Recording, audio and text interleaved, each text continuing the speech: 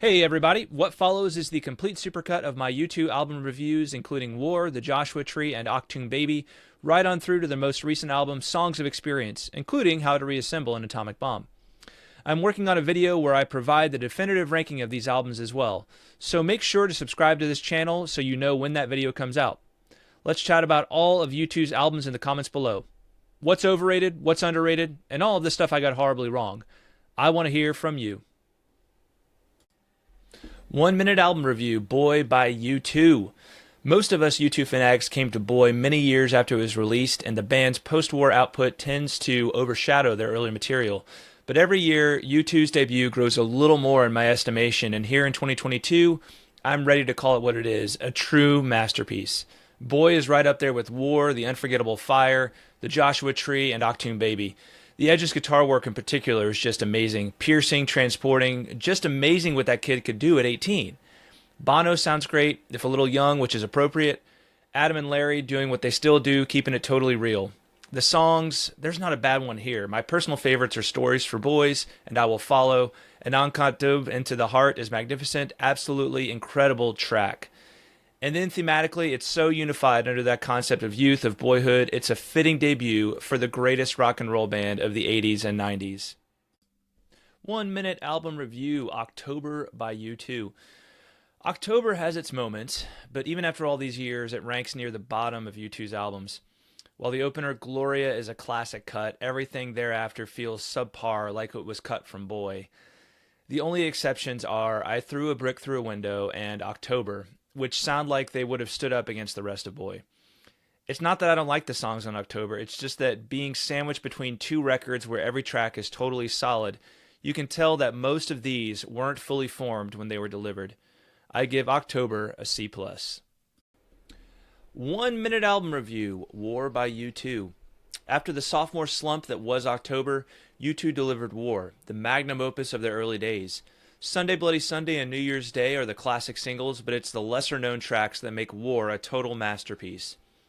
Every cut brims with melody and cinema, miniature films for the broken-hearted. War is one of those rare LPs that hits as great pop and great concept at the same time. Every single song is great, a classic by itself, maybe even The Refugee, which is the only track that sounds a bit dated. As usual, Edge's guitar work and Bono's vocals trade off on the show stealing. Of the lesser-known tracks, my personal favorites are Seconds and Surrender. A record about singing loud in a world gone wrong, War is a standard military issue rite of passage for every rock and roll fan. 1 minute review, The Unforgettable Fire by U2. A sort of rebirth. U2 begins again for the first time. If War was the pinnacle of the early U2 sound, The Unforgettable Fire is the prototype of the Joshua Tree and everything that would come thereafter. But it's not just a prototype. The Unforgettable Fire is a masterpiece all its own. I'd say their fourth LP is something like the eternal flame they were reaching for on October, but failed to grasp. However, with the help of Brian Eno and Daniel Lanois, they entered into the mystic and without sacrificing their post-punk past, discovered their destiny. Pride and Bad get all the attention, but the title track, MLK, and A Sort of Homecoming are beauties beyond words, and the more experimental moments contribute to the mystique. It may not get the attention of War, The Joshua Tree, or Achtung Baby, but for this U2 fanatic, The Unforgettable Fire is a masterpiece in its own right. 1 minute review, The Joshua Tree by U2. What can I say that hasn't already been said about The Joshua Tree? For me, it's not the hits, but the record as a whole. To be in the desert and to sense the divine nature pervading the universe. The Joshua Tree is suffused with an unshakable sense of place. Or maybe it's displacement. Blue sky, God's country, One Tree Hill, where the streets have no name. You yearn for these places, you want to run to them, but in this world, all you seem to do is stand still. Your heart reaches for them, but you can't find them, at least not yet. It's that sense of paradox that drives the incredible atmosphere and songwriting here, tasting the beauty of this world but finding only dissatisfaction.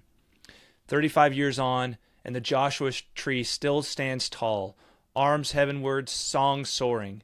In the end, this is an album that speaks for itself on every listen. 1 minute review, Rattle and Hum by U2. The Joshua Tree's strange sequel isn't a traditional album. The problem is that it's never clear what it's trying to be. For starters, you've got some amazing singles. Desire, Angel of Harlem, All I Want Is You. These are all total classics, still some of the band's best work. As for the other studio tracks, they're a mixed bag. And then we come to the real curiosities. The live tracks are solid, but feel out of place among the studio cuts, and the inclusion of tracks from other artists is simply jarring and confusing. But it's the understated beauty of Heartland that belies the missed opportunity here. It's a forgotten masterpiece, a hidden gem. I truly wonder what Rattle and Hum might have been with a little more focus and studio work when I hear this track. However, the Rattle and Hum we have stands as a disappointing goodbye to the band's first classic period, and a testament to their need to reinvent themselves. 1 minute review, Achtung Baby by U2.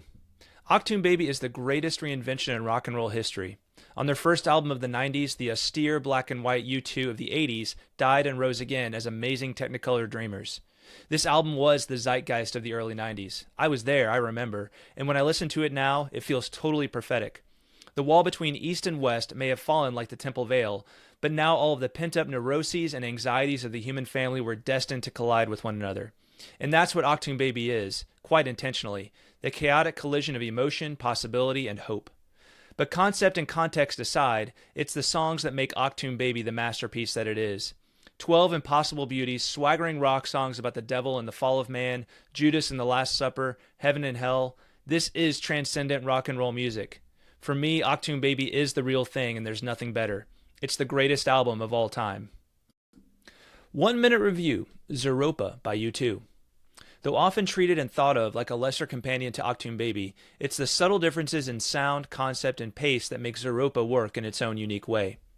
On U2's 8th album, there's a palpable sense that anything is possible, so long as we get our heads out of the mud. Can technology save us? I'd hope we all say no by this point, and that seems to be U2's point as well. Though not every track is a winner on the level of Achtung Baby or the Joshua Tree, there are several classics. The title track, Stay, Some Days, and The First Time are all great, but it's the absurdly glorious and transcendent fourth track, Lemon, that is the biggest masterpiece here. By learning how to laugh at themselves, U2 took their art to the next level with Zooropa. It may be the biggest enigma in their catalog, one giant question mark, but maybe that's the point. To get lost without a compass or a map, with no reason to get back. 1 minute review, Pop by U2. Like many U2 fans, I have very mixed feelings about Pop. When it was first released, I had little interest. I missed their 80s sound, and so Discotheque was the furthest thing I wanted from U2 at that point. I wrote them off. The U2 I knew and loved was gone. However, in the years since, it's become clear that Pop deserves reconsideration. And I have to admit, there's something there. I can reach, but I can't grab it.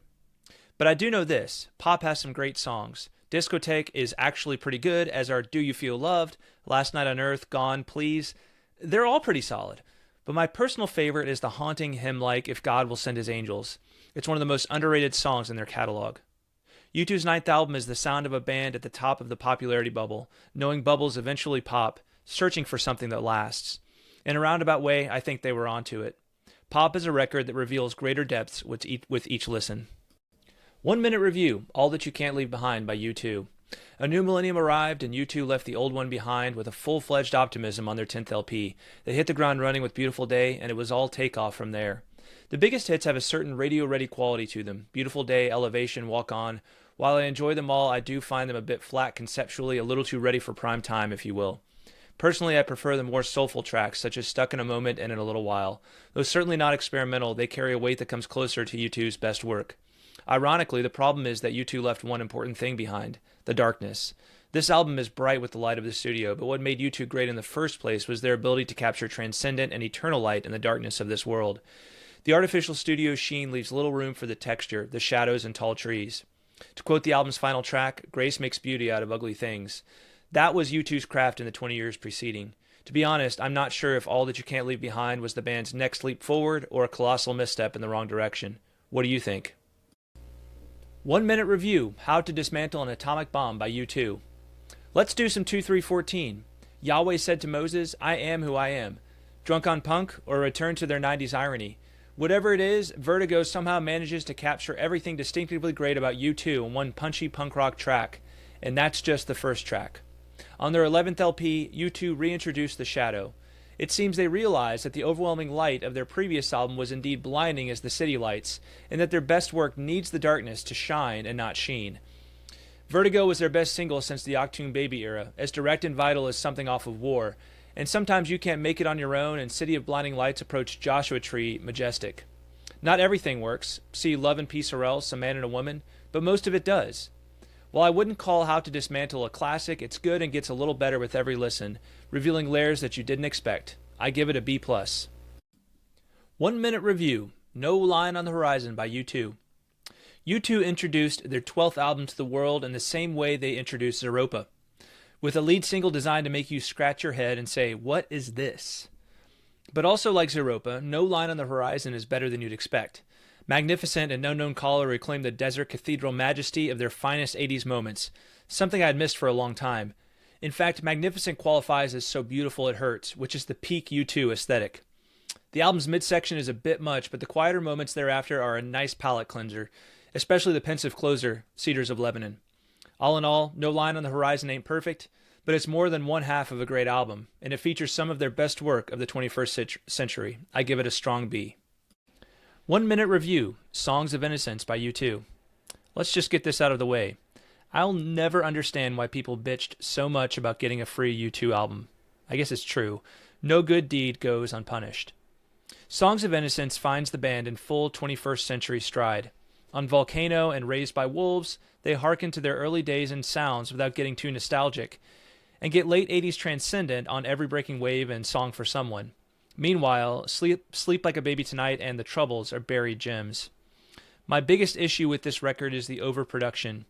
It's just too much sometimes, especially for a record about innocence of all things. Still, the songs are strong enough to overcome this flaw.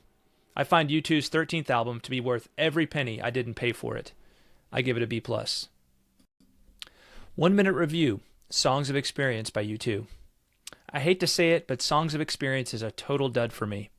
I find it bloated, overproduced, histrionic, even corporate. And other than Bono's unmistakable voice, it doesn't even sound that much like U2.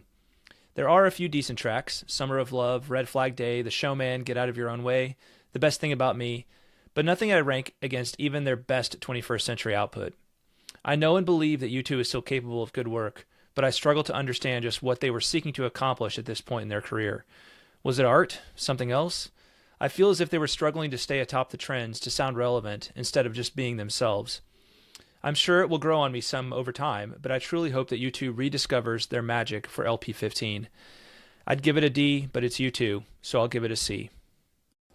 1 minute review, How to Reassemble an Atomic Bomb by U2.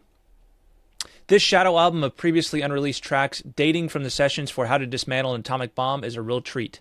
While for me, that album was a B+, I think if you had switched out some of these tracks for others on that record, it would have been closer to an A. Really, it's shocking to consider the band favored the clunky Love and Peace or Else over the groove of Treason, and while I get that Picture of You is essentially a different version of the previously released Fast Cars, it's superior, and it seems like a better side 2 opener to me than All Because of You. And speaking of All Because of You, the version contained here might just be superior. As for the two Take 'Em to Church tracks here, Luckiest Man in the World, which is formerly known as Mercy, and Country Mile, both would have been right at home on the original LP, either as extensions of the album or even as a replacement for Yahweh, which has always felt a little too on the nose. The bottom line is that this is more than a collection of B-sides. It's a solid album all by itself. I give Reassemble a B.